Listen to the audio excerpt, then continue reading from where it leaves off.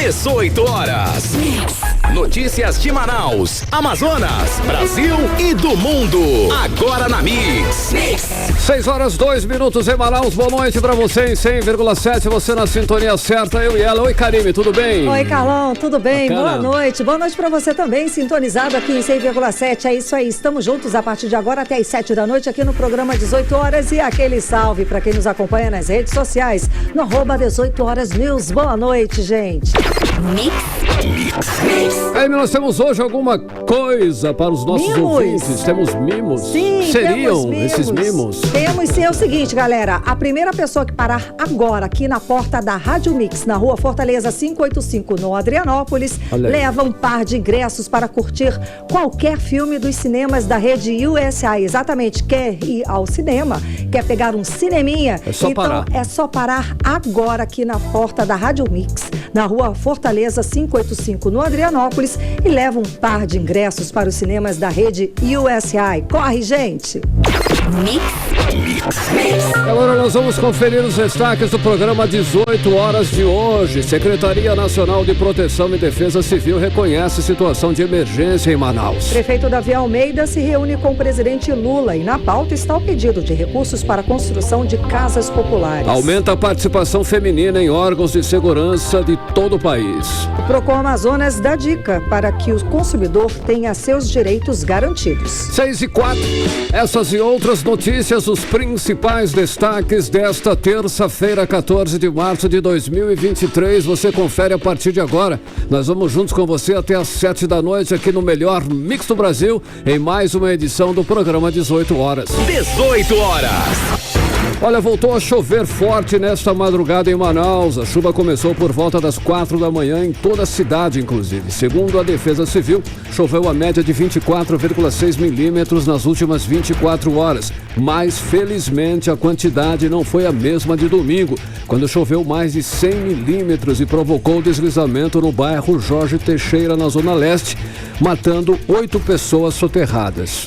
Carlão, o volume de água deu para assustar, principalmente nas áreas consideradas de risco. Manaus tem mais de 1.000 áreas de risco mapeadas pela Defesa Civil. E as zonas norte e leste da cidade são os lugares com maior número de casas construídas em áreas de risco. Como nós já dissemos aqui no 18 horas, Manaus está no topo do ranking das capitais brasileiras que mais registraram alertas de deslizamento de terras desde o ano de 2016. E nós vamos saber mais detalhes na reportagem de Nathalie Moraes. Manaus tem mais de 1.000 pontos sensíveis a desastres espalhados por toda a capital. Desse total, 62 são classificados como áreas de alto risco de impacto. Os dados foram confirmados pelo prefeito Davi Almeida. Dessas 1.000 áreas, nós temos baixo, médio, alto risco e altíssimo risco. De altíssimo risco como essa, nós temos 79. Nós atuamos em 17 áreas dessa no passado e esse ano nós temos ainda 62 e nós iremos priorizar em torno de 20 e 25 áreas como essa. Manaus também está no topo do ranking como a cidade brasileira que mais registrou alertas de deslizamento de terras desde o ano de 2016. Grandes capitais como Manaus, São Paulo, Rio de Janeiro, Salvador e Recife têm uma região metropolitana com grande adensamento populacional. São cidades críticas que sofrem todos os dias com os impactos ambientais, como explica Virgílio Viana, superintendente da Fundação Amazônia Sustentável. Eventos climáticos extremos como esses que tivemos agora em Manaus, ou tivemos há poucos dias atrás em São Paulo, fazem parte, infelizmente, daquilo que a ciência prevê. É que esses eventos extremos de muita chuva ou de muita seca, eles estão ficando cada vez mais frequentes e cada vez mais violentos. Isso significa que nós temos que preparar as nossas cidades, as nossas comunidades, aldeias da Amazônia e do mundo inteiro para um novo mundo que já chegou. É o mundo da mudança do clima. E isso é particularmente cruel, particularmente injusto com as populações mais pobres, mais vulneráveis. No mês passado, Manaus possuía mais de 4.000 famílias vivendo em aproximadamente 1.600 áreas de risco. Segundo um levantamento da Defesa Civil Municipal, as zonas onde mais são registradas ocorrências de magnitude por conta de erosões provocadas pelas fortes chuvas são as zonas norte e leste aqui da capital, com destaque para os bairros mais afetados. São eles Jorge Teixeira, Gilberto Mestrinho e Mauazinho na zona leste. Já na zona norte, os bairros mais afetados pelas chuvas são Cidade de Deus e Cidade Nova. Nathalie Moraes para o 18 horas. Você está ouvindo 18 horas. Bom, e das 1.000 áreas de riscos em Manaus, 68 são de alto risco, ou seja, são áreas que podem sofrer deslizamentos ou alagamentos em casos de chuvas fortes, como o que foi registrado nos últimos dias aqui em Manaus. São áreas que precisam de intervenções imediatas do poder público para evitar que mais vidas sejam perdidas nesse período de inverno amazônico, né, Carlos? Sim, Karime, essas intervenções aí passam necessariamente em impedir que as pessoas continuem morando em locais de alto risco. É preciso tirar essas pessoas desses locais e levá-las, né, para outros lugares, para lugares, é claro, seguros. Não podemos conviver com novas tragédias. É preciso prevenir e acabar com essas ocupações em encostas e em áreas que colocam em risco a vida das pessoas. Pois é, e para isso, Carlão, é necessário investir em construção de casas populares. Enquanto isso não se resolver, investir também em alarmes, sirenes, notificações pelo celular para as pessoas serem avisadas em caso de risco nesses locais. Elas precisam ser avisadas dos riscos para poder sair de casa antes do pior acontecer. Isso pode evitar tragédias como a de domingo, quando 8 pessoas morreram soterradas na zona leste de Manaus. E o poder público não pode fechar os olhos aí simplesmente para ocupações irregulares, para as invasões que se multiplicam principalmente em anos de eleição. As pessoas não podem construir moradia em qualquer lugar. O Estado precisa sim agir, impedir que essas tragédias aconteçam. Pois é, e as pessoas precisam ter consciência também, né, Carlão, de que não podem construir moradias nessas áreas de risco. A obrigação da Prefeitura e do Governo do Estado é retirar todas as famílias que estão morando nessas áreas de alto risco de deslizamento o mais rápido possível, porque estamos num período de chuvas fortes e novos deslizamentos são muito prováveis de acontecer. E a previsão é de muita chuva para os próximos dias. Até o dia 20 de março estão previstas aí chuvas de 60 a 100 milímetros, ou seja, é muita água aqui para Manaus ainda a previsão. Segundo o informativo meteorológico divulgado ontem pelo Instituto Nacional de Meteorologia. E essa tendência segue entre os dias 21 e 29 desse mês de março, Karine. Pois é, Carlão, e o solo de Manaus está literalmente encharcado. Segundo a Defesa Civil, no período de 8 a 12 de março, choveu em Manaus 128,2 milímetros, o que significa, gente, é chuva suficiente para aumentar os riscos de deslizamentos, de inundações nas margens dos igarapés, possibilidade de tragédia causando prejuízo e transtornos para a população. Olha só, em fevereiro choveu um acumulado de 424,3 milímetros aqui em Manaus. A média considerada normal para esse período na cidade é de 296,8, ou seja, o dobro, 296,8 milímetros de chuva. Isso significa que choveu aí 127,5 milímetros a mais do que o esperado, do que estava previsto. Pois é, muita água, né, Carlão? Ou seja, choveu aí 42,9% acima da média. Fevereiro foi considerado o mais chuvoso entre as estações, mas março também está surpreendendo e pode atingir altos índices também. 6 horas e 11 minutos, você no melhor Mix do Brasil. Mix. Olha só, a Secretaria Nacional de Proteção e Defesa Civil reconheceu a situação de emergência em Manaus por causa das fortes chuvas do último domingo. O temporal causou prejuízos em toda a cidade. O registro mais grave foi o deslizamento de terra que soterrou 11 casas e matou 8 pessoas no bairro Jorge Teixeira, zona leste de Manaus, Karine. Foi mesmo, Carlão, e o que de fato representa a situação de emergência, gente. A medida pretende agilizar o repasse de recursos para assistência, restabelecimento de serviços essenciais e a reconstrução de infraestrutura pública danificadas com o temporal. A repórter Nathalie Moraes conta pra gente mais detalhes detalhes a respeito do assunto. O Ministério da Integração e do Desenvolvimento Regional reconheceu nesta segunda-feira situação de emergência em Manaus em decorrência das chuvas intensas que atingem a cidade desde o fim de semana. A portaria está no Diário Oficial da União desta terça-feira e foi assinada pelo secretário nacional de Proteção e Defesa Civil, Volney Barreiros. O prefeito de Manaus, Davi Almeida, também decretou o estado de emergência na tarde desta segunda-feira. A decisão foi publicada no Diário Oficial do município e é válida por um período de 180 dias.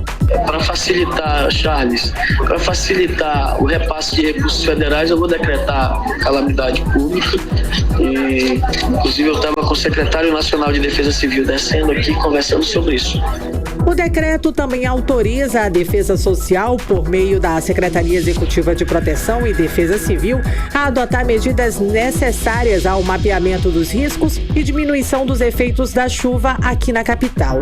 Para atender as mais de 70 famílias identificadas que moram na área, a Secretaria Municipal da Mulher e Assistência Social realizou o cadastro para o auxílio aluguel e segue dando apoio a essas famílias, que estão locadas na Escola Municipal Helena Augusta, na Avenida Itaúba, no bairro Jorge Teixeira. No local, as famílias recebem itens de urgência, como itens higiênicos, colchões e cestas básicas. Só no bairro do Jorge Teixeira, mais de 130 residências foram interditadas pelo Comitê de Gestão de Crise. No local da tragédia, são 76 famílias que já estão sendo atendidas, como explica o secretário de Assistência Social Municipal, Eduardo Lucas. Nós já estamos dando toda a assistência àquelas 76 famílias que foram atingidas. Todas estão sendo inseridas no auxílio aluguel, estão alojadas numa escola municipal lá próxima, né, com todas as suas necessidades básicas sendo atendidas, colchão, cesta básica, kit de limpeza, café da manhã, almoço, toda a alimentação necessária. Enquanto eles estiverem lá na escola municipal, nós estaremos dando toda a assistência. O Comitê de Gestão de Crise continua ativo até que o status da cidade de Manaus volte à normalidade e as ocorrências de maior impacto pela chuva sejam totalmente atendidas. Nathalie Moraes para o 18 horas. Você está ouvindo 18 horas. Para 6h15, hoje à tarde, o prefeito Davi Almeida se reuniu com o presidente Luiz Inácio Lula da Silva lá em Brasília. O objetivo é assegurar recursos para a construção de casas populares e obras de contenção contra deslizamento de terras. Exato, Carlão. E sobre esse encontro, vamos falar agora com o nosso correspondente em Brasília, o jornalista Carlos Eduardo Matos. Cadu, boa noite. Seja bem-vindo, Cadu. Então, conta pra gente a respeito do que foi acertado entre o presidente Lula e o prefeito Davi Almeida nessa reunião. Cadu, boa noite. Boa noite, Karime. Boa noite, Carlão. Boa noite, ouvintes do programa 18 horas. Isso mesmo, Karime. O prefeito de Manaus, Davi Almeida, se reuniu com o presidente Lula aqui em Brasília durante o encontro da Frente Nacional dos Prefeitos. O presidente Lula, antes de fazer o discurso de encerramento desse evento, dessa Frente Nacional de Prefeitos, ele chamou o prefeito Davi Almeida para uma conversa na sala VIP. Foi uma reunião de aproximadamente 30 minutos. Essa reunião foi articulada, Karine, pelo senador Omar Aziz, que atualmente é a principal liderança do governo no estado do Amazonas. Mas ele não participou de todo o encontro. Quem participou, além do prefeito Davi Almeida, foram os deputados Sidney Leite, Saulo Viana, Adail Filho, os 3 deputados que compõem o grupo de trabalho da reforma tributária, né? O vice-governador Tadeu, o deputado estadual Sinésio Campos, o vereador Sassá, que são 2 importantes lideranças do PT no estado do Amazonas. Então foi uma reunião produtiva. O presidente Lula colocou a equipe ministerial à disposição do governo do Amazonas e também da prefeitura de Manaus. O objetivo, Karime, além de prestar socorro às famílias que foram atingidas pela tragédia no bairro Jorge Teixeira, é aproveitar o momento para encampar projetos na área de habitação. Em princípio, contemplando primeiramente famílias que estão em 62 áreas de risco em Manaus, que foram mapeadas pela Defesa Civil, principalmente nas zonas norte e oeste da cidade. O prefeito Davi Almeida conversou com a gente logo após essa reunião com o presidente Lula. Então vamos ouvir dele um resumo desse encontro. O presidente me recebeu antes do início da solenidade aqui da Frente Nacional dos Prefeitos, vendo a nossa necessidade com relação aos problemas que nós estamos enfrentando, sinalizou positivamente com moradias e com recursos para a prevenção e também as respostas, no caso do que aconteceu na cidade de Manaus. Já conversei com o ministro Jada, já conversei com o ministro Valdez Góes e também com a ministra da Saúde, que temos outras demandas na saúde, e todas as pautas, todos os pleitos foram sinalizados positivamente, inclusive com relação às 62 áreas que nós temos de altíssimo risco. Eu já trouxe os projetos, já trouxe tudo encaminhado e o Ministério já está iniciando as tratativas para que a gente possa, muito provavelmente nos próximos dias, nas próximas semanas, já estar acessando recursos. Essas 62 áreas, elas totalizam em projetos 208 milhões de reais. O presidente me perguntou com relação a moradias. Eu fiz uma solicitação de aproximadamente 5 mil moradias. Ele passou a demanda para o seu ministro e eu estou em tratativa já com o ministro. Acabei de falar com o ministro Rui Costa, com o ministro Padilha, e todos eles sinalizaram positivamente, sem especificar valores, mas colocando na pauta as necessidades da cidade de Manaus com relação à infraestrutura e moradias. Então, todas as demandas foram encaminhadas positivamente para a resolução. Inclusive, na Defesa Civil, tem uma equipe do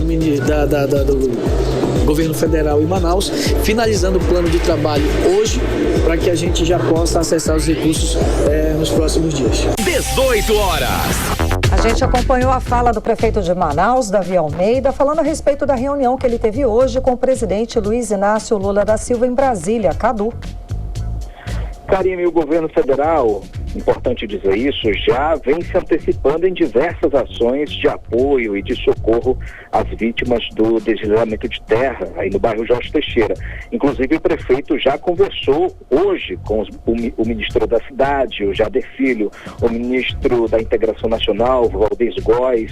Esses dois ministérios já estão dando todo o apoio, só que agora a questão é recurso, Karime. Quanto o governo federal vai repassar para a prefeitura de Manaus agora de forma emergencial e também em outros projetos, principalmente na área de educação, porque essa é a grande questão. O objetivo agora é aproveitar esse momento para levar à frente projetos na área de habitação para tirar as pessoas, as famílias dessas áreas de risco. Inclusive, há uma informação circulando, Karime, de que a retomada do projeto Minha Casa de Minha Vida vai começar pelo estado do Amazonas, mas essa informação precisa ser confirmada pelo Ministério das Cidades. Agora, com relação ao senador Omar Aziz, Karime, a gente falou que ele participou um pouquinho dessa reunião, depois ele foi embora. O trabalho dele de hoje foi esse, né, de intermediador, de articulador político, né? Então, só que no lado de fora desse evento, nós falamos com ele um pouco, e ele falou pouco desse encontro, mas ele frisou uma questão, fez uma crítica pesada a outro assunto, questão do IBAMA, BR-319. Ele fez uma crítica, como eu disse, pesadíssima ao presidente do IBAMA, que é o ex-deputado Rodrigo Agostinho, que está criando dificuldades para liberar as obras de recuperação da rodovia BR-319. Então vamos ouvir o que disse o senador Omar Aziz. Eu não comento BR-319 porque o IBAMA sempre será contra a BR-319, seja ele ou qualquer outro. Então não é esse presidente. O outro presidente do IBAMA também não andou absolutamente nada, pelo menos pelo contrário. O governo anterior deixou um caos a BR-319 com 2 pontes caídas, você está me entendendo? Com um problema seríssimo que nós temos em 319. Agora, comentar pronunciamento de ativistas ambientais é complicado. 18 horas. A gente acompanhou a crítica do senador Omar Aziz em respeito contra o IBAMA, né, em relação à BR-319, Cadu. Essa queixa foi levada também ao presidente Lula, viu, Karine? O senador Omar Aziz tratou desse assunto direto com o presidente Lula, mas é uma pauta conflitante, né? Porque tem a pauta de desenvolvimentista, a BR-319 precisa ser liberada porque é uma questão de desenvolvimento da região amazônica, não só do Amazonas, como estado de Roraima, estado de Rondônia, enfim, mas também tem a questão ambiental. Então há um travamento dentro do governo federal. Então vamos ver como é que isso vai acontecer. E Rodrigo Agostinho é ex-deputado federal muito pautado à questão ambiental. Quando ele esteve aqui na Câmara dos Deputados, ele atuou muito nessa questão ambiental. Então ele realmente é mão de ferro, principalmente nessa questão da BR-319. Karine e Carlão. Ricardo, olha só, esse foi o primeiro encontro aí entre o prefeito Davi Almeida e o presidente Lula. Esse também pode ter sido aí um momento para se formar aí uma aliança de trabalhos aí, já porque, né, o Davi Almeida ele teve aquele apoio, né, apoiou o Bolsonaro aí contra o Lula nas últimas eleições, mas isso já passou, né, Cadu? O que você acha? Carlão, essa reunião teve um contexto político fortíssimo, viu? Não foi só a questão dessa emergência que foi essa tragédia no bairro Jorge Teixeira. Tem um viés político a vinda do prefeito Davi Almeida para cá, para Brasília. Ele, como você disse, apoiou o presidente Bolsonaro nas últimas eleições. Não só isso, ele foi apoiador do ex-presidente Bolsonaro. Ele veio a Brasília no ano passado, apresentou projetos na área de infraestrutura, habitação, esportes, inclusive projetos aí, só totalizando aí, segundo a Prefeitura de Manaus, cerca de R$1 bilhão. Apresentou a pasta aí para a própria Presidência da República. A Presidência da República distribuiu esses projetos para os ministérios, mas no final não caminhou. Ou pouquíssima coisa caminhou para frente. Então, esses recursos não chegaram e isso prejudicou o trabalho do prefeito Davi Almeida. Então, Davi Almeida, agora que ele sonha com a reeleição, o apoio do governo federal é muito importante para que ele possa cumprir com seus projetos, faltando poucos meses aí para as eleições municipais. E ele tem focado nessa questão política aí voltada para 2024. E o senador Omar Aziz está observando esse cenário. Então, ele está fazendo esse trabalho de chamar o prefeito Davi Almeida para Brasília para conversar, apertar mãos aí com o presidente Lula. Então, um trabalho importante de articulação para tirar esse viés bolsonarista e formar possivelmente uma aliança com o presidente Lula. O objetivo é esse. Vamos ver o que acontece. Eu perguntei justamente isso com o prefeito Davi Almeida e vamos ouvir o que ele disse. Eu pedi ajuda para a população da cidade de Manaus, mesmo ele sabendo que eu não apoiei, ele sinalizou como um líder, dizendo que não importa a cor partidária, a ideologia, ele quer ajudar o povo e é isso que a gente espera de um governante. Ele sinalizou como de uma grandeza fundamental e eu quero aqui, em nome da população da minha cidade, agradecer esse olhar que o presidente teve com a cidade de Manaus e agora sinalizar esses recursos para a nossa cidade. Vai ser uma parceria estratégica para o seu futuro político? O senhor pensa na reeleição? Toda ajuda para a cidade de Manaus será bem-vinda. Eu vou falar o nome, vou falar a fonte, vou falar quem mandou e quem está se preocupando com a minha cidade. 18 horas. A gente acompanhou mais uma fala do prefeito Davi Almeida, Cadu. Karine, foi uma fala sem constrangimento, sem nenhuma cerimônia, né, Karine? E agora o objetivo é virar a chave. E o senador Omar Aziz está fazendo esse trabalho de tirar esse viés, essa couraça bolsonarista que envolvia o prefeito Davi Almeida e colocá-lo mais perto do presidente Lula. Isso é bom para os dois lados, beneficia o presidente Lula e também beneficia o prefeito Davi Almeida justamente agora, nessa reta final para a campanha municipal. Ele precisa não só do apoio do presidente Lula, mas precisa de recurso do governo federal para cumprir as promessas de campanha. Antes de encerrar, de passar para vocês, Karine, eu tenho uma última informação. O grupo de trabalho da reforma tributária na Câmara dos Deputados aprovou agora à tarde a visita técnica à Zona Franca de Manaus. A data dessa visita técnica vai ser no dia 14 de abril.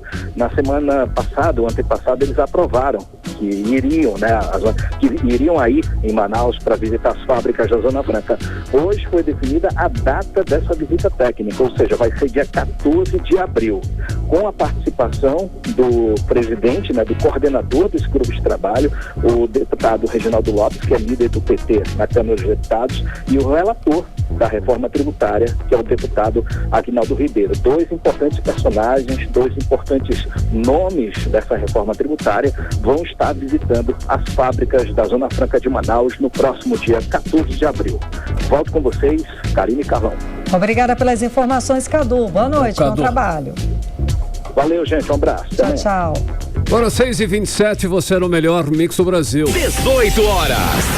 E daqui a pouco, aqui no 18 horas, reunião do Conselho de Administração da SUFRAMA acontece no próximo dia 24, com a presença do vice-presidente da República, Geraldo Alckmin. É o nosso assunto em instantes. E agora nós vamos conferir previsão do tempo e temperatura para amanhã. Amanhã, quarta-feira. Com ela, tempo e temperatura, Karime Leão. Previsão do tempo. Segundo informações do Climatempo, a previsão amanhã é de sol com algumas nuvens durante o dia, pancadas de chuva à tarde e à noite. A mínima prevista é de 23 graus, a máxima pode chegar a 32 graus. As chances de chuva são de 90% e a umidade relativa do ar fica entre 56% e 91%. Olha só, o Conselho de Administração da SUFRAMA se reúne no próximo dia 24 aqui em Manaus, com a presença do ministro do Desenvolvimento, Indústria, Comércio e Serviços e vice-presidente da República, o Geraldo Alckmin. Carlão, vamos conferir agora o que esperar desse encontro na reportagem de André Meirelles.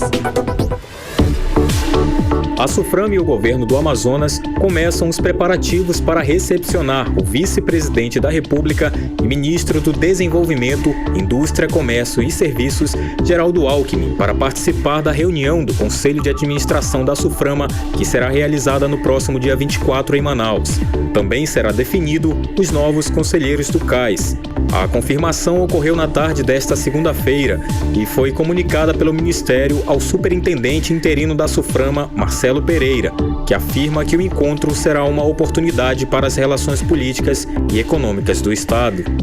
A reunião do Conselho de Administração da SUFRAMA é uma excelente oportunidade para estreitar as relações políticas e empresariais na Zona Franca de Manaus. Nós sabemos que há muito tempo a Zona Franca de Manaus ela é atacada pelo modelo econômico implantado, porque não se compreende que nós não fomos gestados a partir da fiscalidade e sim da extrafiscalidade para desenvolver social e economicamente essa região. A expectativa é que o encontro conte com uma pauta de 44 projetos industriais e de serviços, totalizando aproximadamente R$1,5 bilhão em novos investimentos, a geração de aproximadamente 2.000 empregos e anúncios representativos para o modelo Zona Franca de Manaus, como explica o superintendente interino. A reunião do Conselho de Administração da SUFRAMA abrirá portas para esse momento em que se discute uma estratégia de futuro de reindustrialização do país. O vice-presidente Geraldo Alckmin, ministro, ele deixou muito claro na última visita que tivemos em Brasília e conversamos com ele, que ele pretende manter todas as vantagens competitivas e comparativas do modelo Zona Franca de Manaus e conta com as classes empresariais e com as classes políticas e técnicas do Estado do Amazonas para a propositura de saídas numa discussão de reforma tributária, por exemplo. Nessa segunda-feira, foi publicado no Diário Oficial da União um decreto assinado pelo presidente Lula, definindo a nova composição do Conselho de Administração da SUFRAMA com 25 membros titulares. A nova composição do órgão conta com a reintegração do Ministério do Meio Ambiente e Mudança do Clima e a participação inédita do Ministério dos Povos Indígenas. Para a professora do Centro Municipal de Educação Escolar Indígena, Cláudia Baré, a inclusão do Ministério ao Conselho é importante para os indígenas que trabalham no polo industrial de Manaus. A inclusão do Ministério dos Povos Indígenas no Conselho, isso é de extrema relevância porque a gente sabe que nós temos muitos indígenas que trabalham nos polos industriais, principalmente em Manaus.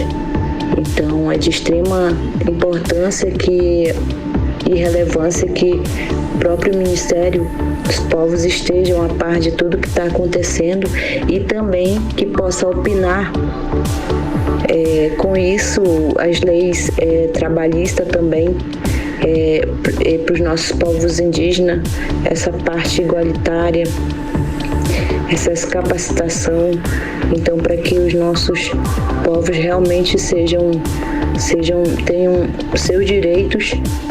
O Conselho afirma também que terá a responsabilidade de aprovar diretrizes para o planejamento estratégico da SUFRAMA e projetos de empresas que objetivem usufruir dos benefícios. André Meirelles para o 18 horas. Você está ouvindo 18 horas. Agora 6 horas e 32 minutos e a Prefeitura de Manaus prorrogou o vencimento da cota única e da primeira parcela do IPTU.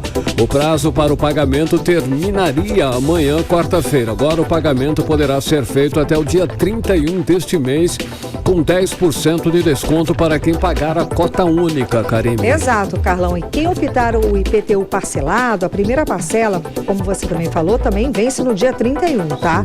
As datas para o pagamento das outras parcelas, gente, atenção, não foram alteradas e seguem o calendário fiscal do município. Olha só, as novas guias para pagamento do imposto podem ser emitidas diretamente no portal de serviços tributários da Prefeitura, que é o Manaus Atende, tudo junto, .manaus.am.gov.br. Bom, e quem pagar em cota única vai concorrer ao sorteio de 5 carros. E quem optar pelo parcelamento também concorre. Concorre a sorteios mensais de R$2.000 a R$20.000.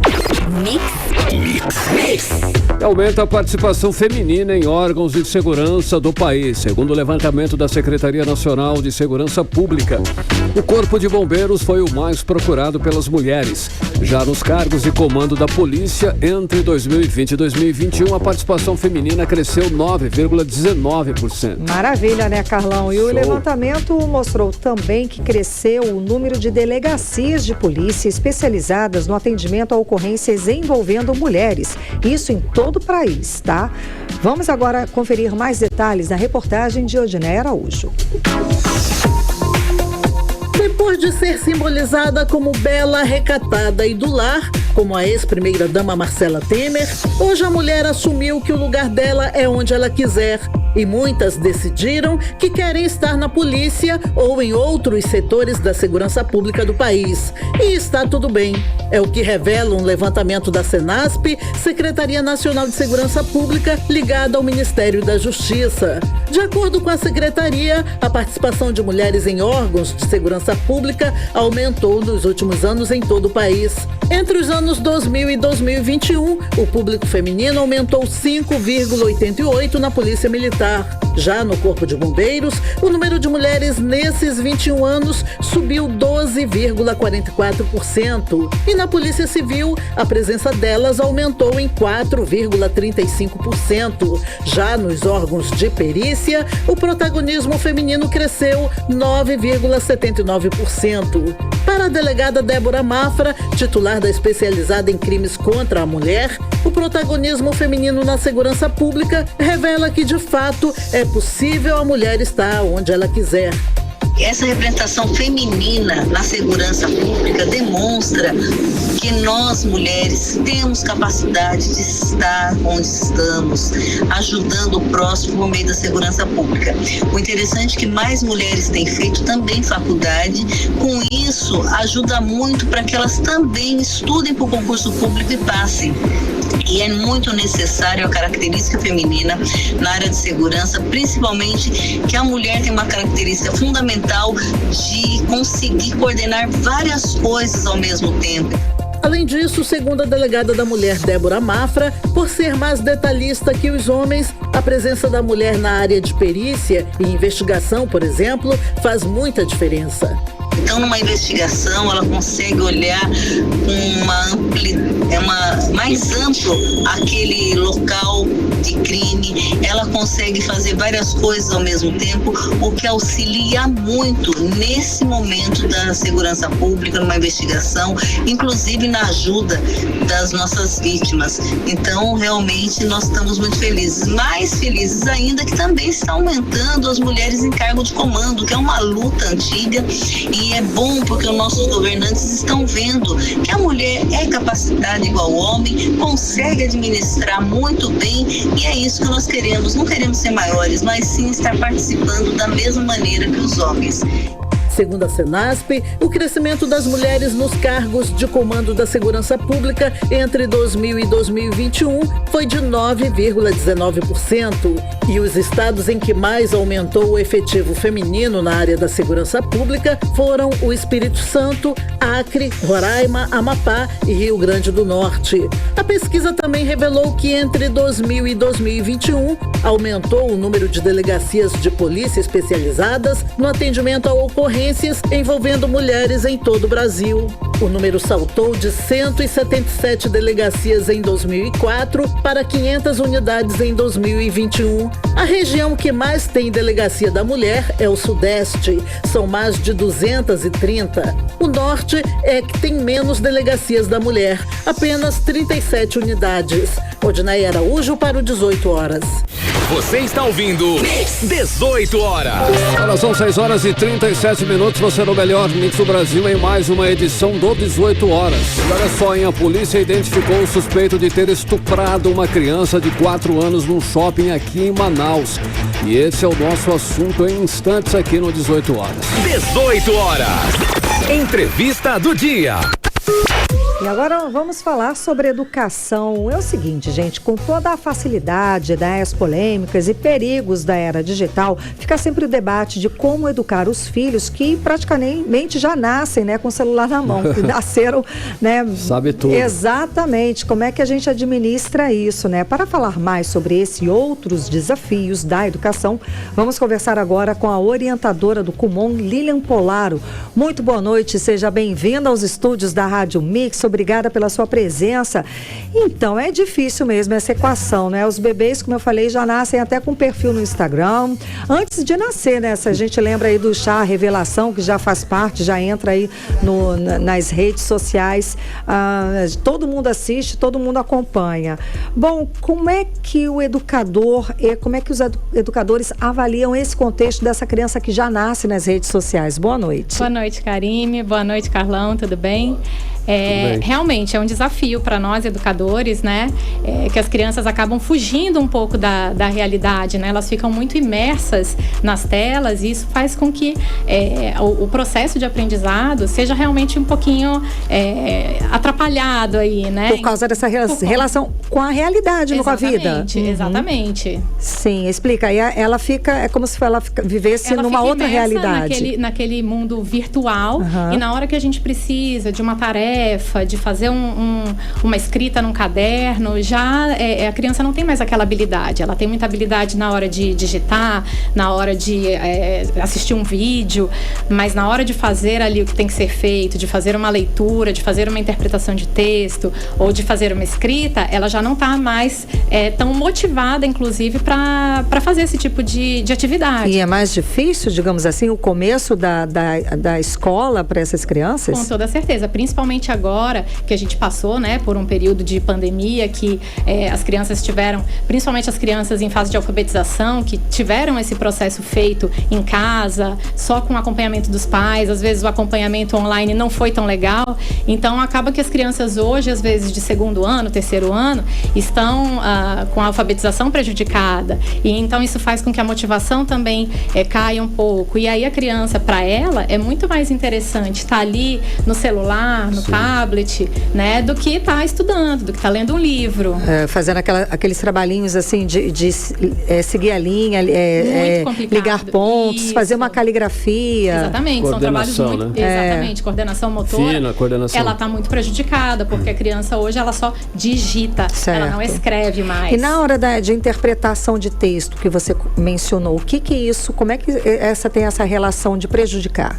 A interpretação de texto, ela precisa que a criança ela tenha uma base muito boa de leitura, né? Porque você ler palavras, você decodificar palavras é diferente do interpretar, né? Então, Sim. Hoje a criança, ela tem uma leitura muito simplificada, talvez pela internet, né? O PQ, o VC. Uhum. Então, na hora de fazer aquela leitura um pouco mais aprofundada, um pouco mais complexa, a criança às vezes não consegue. Trava, né? Isso. Olha só, professora, nós estamos na era digital e é daqui para frente, né? Exato. Então, olha só, isso também é um desafio para o profissional da educação. O professor hoje não é aquele professor de antigamente, né? Então, assim, também os pais também têm que ter, né? Tem que estar também nessa onda, e nós não nascemos já com o celular, como a Karime falou. Na sua análise, qual é a melhor forma de trabalhar essa questão atualmente, professora? Isso, Carlão, e o que você colocou é muito importante, porque quando a gente fala sobre esses problemas, né, do excesso de tecnologia, de forma alguma a gente vai demonizar a tecnologia, até porque é uma realidade que a gente vive. É uma ferramenta que nós sabemos usar, no mundo digital. Uhum. Então, a questão é você saber dosar, né? Então, hoje a gente vê extremos, crianças cujos pais são muito permissivos com relação às telas e pais que abominam as telas, né? Então, tem crianças que têm muito acesso e tem crianças que têm pouquíssimo acesso.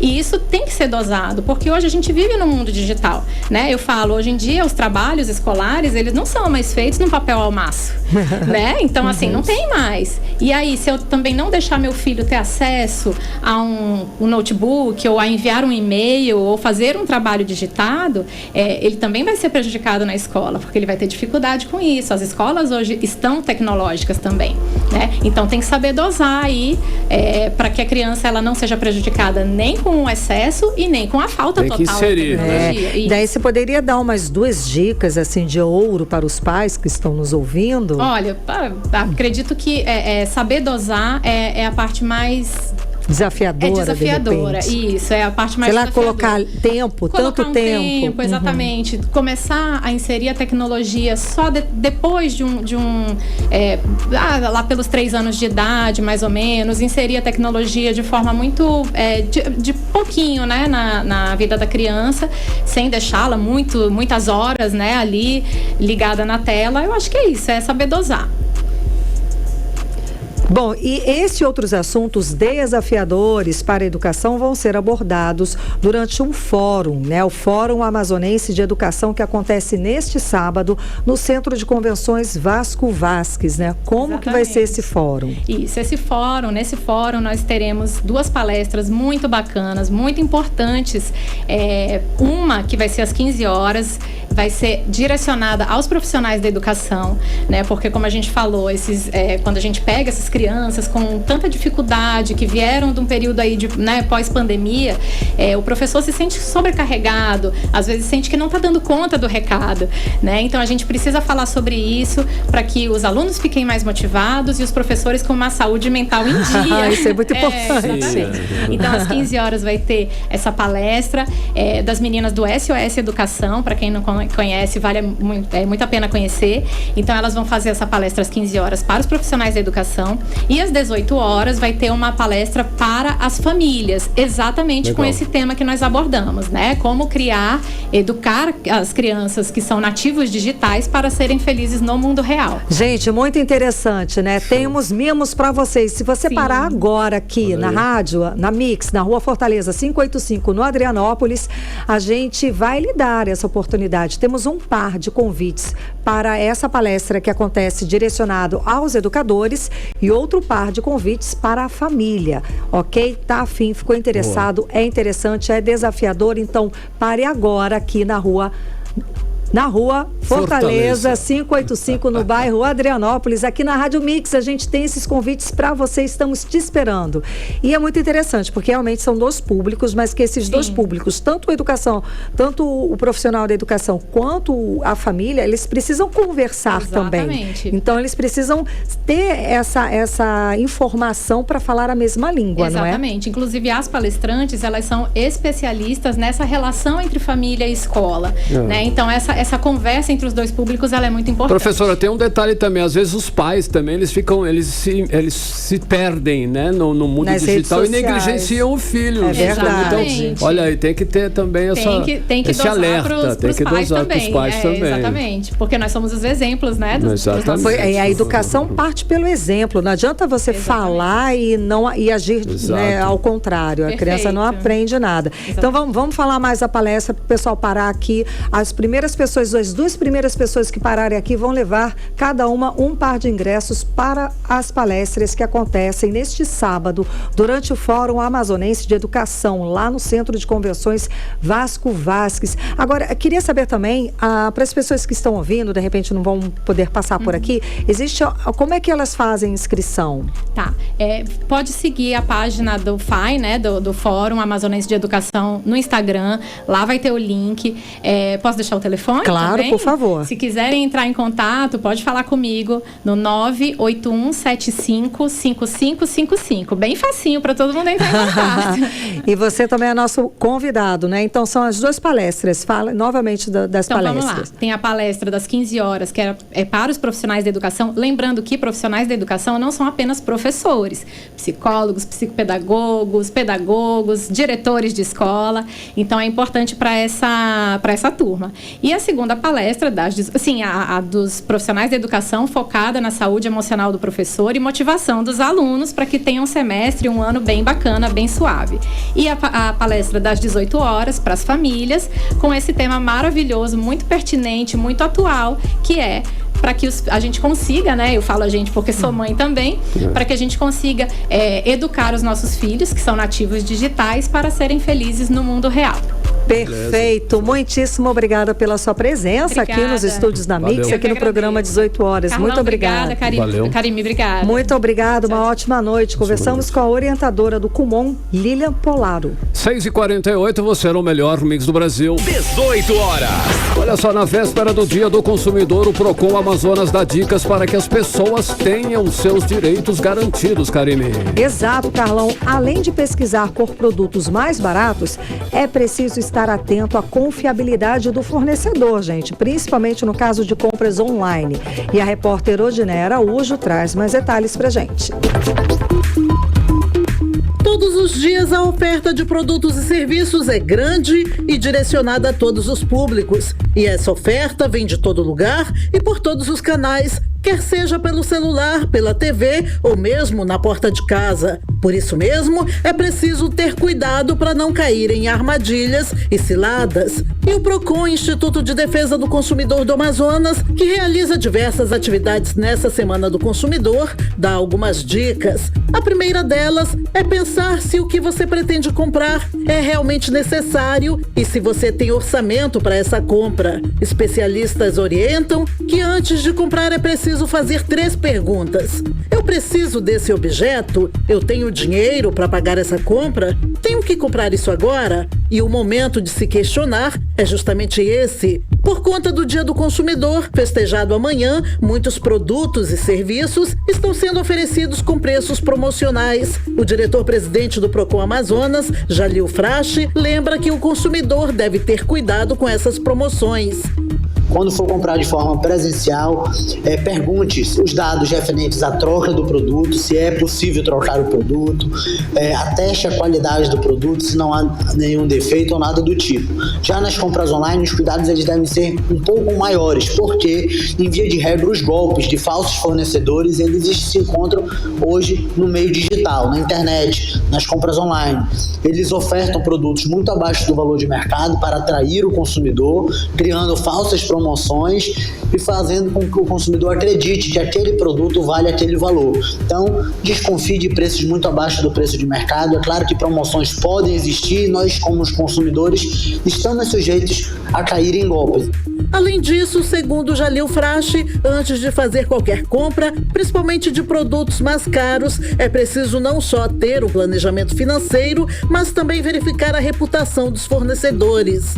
Procure sites confiáveis, que tenham um endereço comercial, eletrônico, que tenha um CNPJ que você possa consultar, um telefone que você possa entrar em contato, se o site tem um cadeado no canto superior, se esse site tem reclamações em plataformas como, por exemplo, Reclame Aqui. E quais são essas reclamações? São dados que você pode encontrar na própria internet e ter um pouco mais de segurança na sua compra. E o principal, como já disse, é desconfiar de preços fora do padrão de mercado. A gente sabe que um telefone iPhone, por exemplo, não custa R$1.000. Então, se estiver sendo ofertado a R$1.000 ou R$2.000, desconfie dessa oferta, pode ser um golpe. O Procon Amazonas também se coloca à disposição através do telefone 92-3215-4000 para orientar e receber denúncias do consumidor, conforme o seu diretor-presidente, Jalil Frache. Se tiver alguma dúvida, entre em contato com o Procon Amazonas pelos nossos canais oficiais. O Procon cede à disposição da população amazonense e reitera que a pesquisa de preço é o meio mais eficaz para que você adquira um produto de qualidade, um produto que você realmente queira adquirir e com preço melhor. Então fique atento, pesquise o preço e, na dúvida, consulte o Procon Amazonas. O Código de Defesa do Consumidor garante que a pessoa tem o direito de exigir que os produtos lhe sejam vendidos exatamente pelos mesmos preços e condições anunciados na mídia. Em caso de compra online, caso o produto não chegue no prazo determinado, o consumidor pode desistir da compra e ser ressarcido. Odinei Araújo para o 18 horas. Você está ouvindo 18 horas. 6h52 e a polícia identificou o suspeito de ter estuprado uma criança de 4 anos num provador de uma loja de um shopping na zona norte de Manaus, Karime. Exato, Carlão. O repórter André Meirelles, ele está aqui ao vivo, conversa com a gente para trazer as últimas informações sobre esse caso que chocou a cidade. Boa noite, André. Então, quais são as últimas informações, André? Isso mesmo, Karime, Carlão, boa noite para vocês, todos que nos acompanham ao vivo. Inclusive, a Polícia Civil do Amazonas divulgou o nome do suspeito, é o Rogério Lindoso dos Passos, inclusive de idade ainda não divulgado. O homem está sendo procurado aí suspeito de ser o autor do estupro de uma criança de 4 anos. Isso que aconteceu aí dentro de um provador, ali numa loja no shopping na zona norte de Manaus. Inclusive, a gente tem, Karime, Carlão, a fala da delegada Joyce Coelho, que é a titular aí da delegacia especializada em proteção à criança e ao adolescente, dando mais detalhes de como aconteceu. Vamos ouvir. A genitora da vítima, uma criança de apenas 4 anos de idade, nos informou que estava no provador acompanhada da filha quando a criança acabou se distraindo e foi atraída até o provador masculino, onde havia um homem que, aproveitando-se desse momento, acabou cometendo atos libidinosos contra a criança. Por alguns minutos, a mãe procurou pela menina e, assim que avistou a criança chegou a apontar para o homem, contando de imediato o que teria ocorrido. De acordo com a genitora, ainda chegou a procurar ajuda com a segurança do shopping, mas o homem conseguiu se evadir do local. Procurando a DEPCA, nós solicitamos imagens das câmeras e iniciamos a investigação policial, que culminou com a identificação do suspeito. 18 horas. Agora, os próximos passos da Polícia Civil pede aí que quem tiver informações acerca da localização desse suspeito, que entre em contato, né, pelos números aí do Disque Denúncia, que é o 181 da Secretaria de Segurança aqui do Estado. Karime, Carlão. Valeu. Obrigada pelas informações, André Meirelles. Boa noite, bom trabalho. Tchau, tchau. 18 horas. Muito bem, agora nós vamos conferir tempo e temperatura aqui com a Karime Leão. Tempo e temperatura para esta noite de terça-feira. Karime. Previsão do tempo. Carlão, segundo informações do Climatempo, a previsão é de chuva rápida durante a noite e a madrugada. A mínima prevista é de 24 graus, a máxima pode chegar a 33 graus. As chances de chuva são de 67%. E a umidade relativa do ar fica entre 57% e 99%. Mix. Agora em Manaus, 6h55 e vamos falar sobre os bastidores da política amazonense e da política local com ela, a repórter Cíntia Blink. Muito boa noite, Blink. Então, a deputada estadual Débora Menezes está envolvida em mais uma polêmica. Conta pra gente o que ela aprontou desta vez, Blink. Boa noite. Oi, Karime, Carlão e todo mundo que tá com a gente aqui. Oi. Na 100.7. Pois é, tô aqui pra te contar mais essa. A Débora Menezes, deputada aí que é novata na Assembleia Legislativa do Estado do Amazonas, virou notícia hoje nas redes sociais. Normalmente, quando um deputado vira notícia, não é exatamente uma coisa boa, viu? E dessa vez, o que ela fez? Divulgou o Pix da assessora do gabinete dela para as pessoas enviarem dinheiro que, segundo a deputada, vai para as vítimas das consequências das fortes chuvas, que a gente sabe, tem acompanhado aqui no 18 Horas. Quem comentou o caso perguntou, né, ali nas redes sociais mesmo, como é que a deputada pretende apresentar ali uma transparência disso, porque, ok, você envia o Pix e como é que o público vai saber se quanto foi que chegou, o que é Pix de doação, o que é Pix particular da assessora ali, enfim, né? Depois, como é que vai ser feito o destino dessa doação, como é que foi usado o dinheiro, enfim, é muita pergunta, sem resposta. Eu entrei em contato com a assessoria da deputada Débora Menezes, ficaram de me mandar a resposta, mas até agora nada. Então, todas essas perguntas ficaram sem resposta, pelo menos até este instante de agora. Qualquer novidade, eu trago pra você aqui.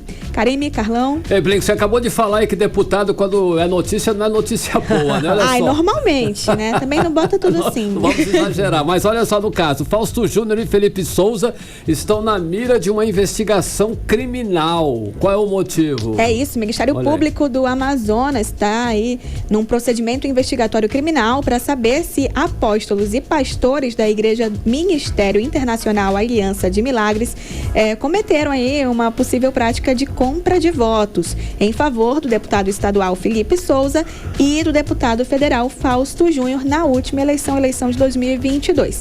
A portaria que foi instaurada aí foi publicada no Diário Oficial do Ministério Público do dia 13 de março, também conhecido como ontem.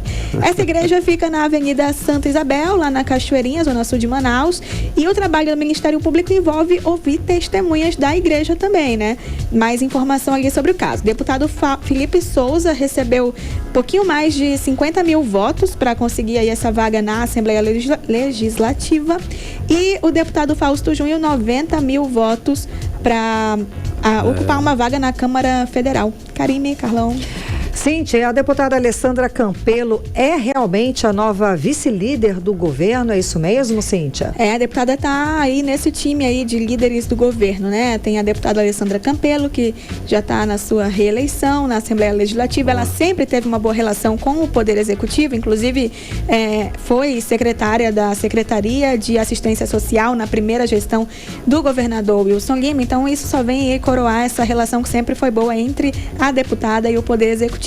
O líder do governo, ela é vice-líder, né? O líder é o deputado Felipe Souza, que também é veterano na casa, assim como outro vice-líder, que é Abdala Frasch, também deputado aí, veterano na casa. Então tem esses três, Felipe Souza, Abdala Frasch e Alessandra Campelo, trabalhando juntos na comunicação entre o governo e a Assembleia Legislativa. Dá tempo de eu finalizar com mais uma? Claro. Então vamos embora, porque o Tribunal Regional Eleitoral do Amazonas, ele rejeitou um recurso do ex-prefeito Arthur Neto contra o senador Omar Aziz. Lembra que na eleição passada, Arthur e Omar estavam ali na disputa para ser senador. O motivo da ação foi porque na campanha eleitoral de 22, Omar Aziz falou sobre a morte do engenheiro Flávio Rodrigues, depois de uma festa na casa de Alejandro Valeico, enteado de Arthur Neto.